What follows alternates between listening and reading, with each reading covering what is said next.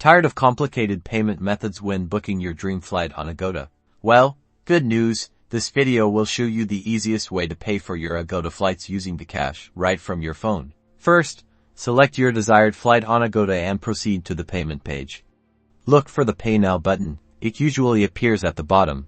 Tap it to proceed. Now, you'll see different payment options. Scroll down until you find GCash. Tap the GCash logo to select it as your payment method. Agoda will then redirect you to the GCash Login page. Enter your GCash registered mobile number and tap Next. You will receive a 6-digit authentication code via SMS on your registered mobile number.